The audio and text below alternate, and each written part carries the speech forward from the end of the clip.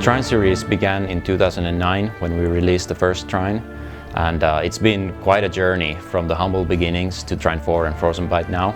We've had millions of players, and to see them all loving the game so far is absolutely heartwarming. It's cool to see what new things our team has put together and how the game is progressing every day.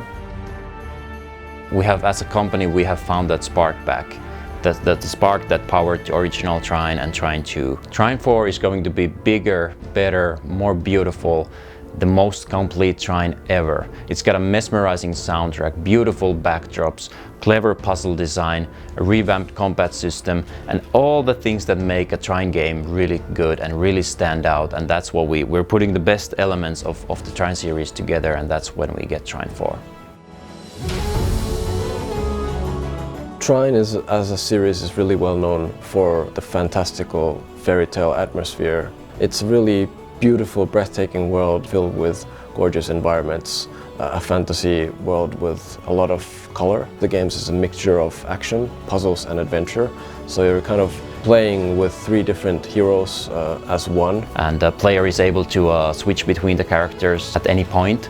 And that is actually really useful and even required in many of the puzzles and also in fighting the enemies.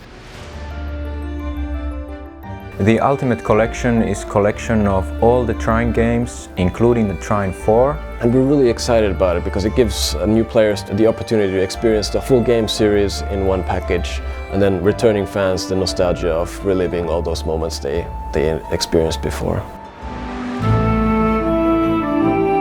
It started out as kind of a side project of one of our programmers at Frozenbyte. We saw the potential in the project and we took it on as a full-time project for the company. With Trine 1, it guaranteed that the company will survive to see another day, to see another game. For Trine 2, we were able to rewrite the engine entirely, and that allowed us to get online multiplayer for the game, which was pretty huge. With Trine 3, we maybe got a little bit ambitious and we went full 3D. We underestimated the challenge that would bring.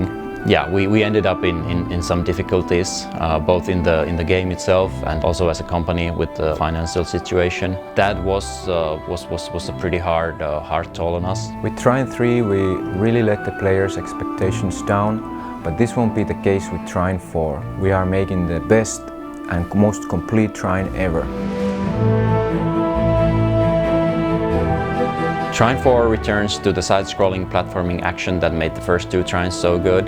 That's what the players wanted, that's what we wanted. When we decided to start making Trine 4, that was one of the first decisions we made, that we really want to go back to the roots, go back to the 2.5D side-scrolling style that really worked in the first games, and build everything from that point onwards. We kind of rethought everything through from the ground up and basically just kept all the things that make a good Trine game and threw away the things that didn't work, and that's when we get Trine 4.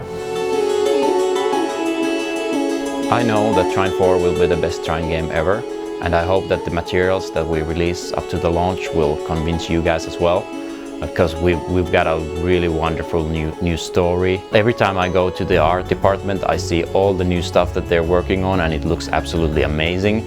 And it's so fantastic to see all these art concepts come to life. And then when it gets further into production, you see that there's voices added, animations, and everything just clicks into place. That is such an amazing thing to see, that this vision that you've had for a game is actually coming to life right in front of your eyes. It's absolutely mesmerizing.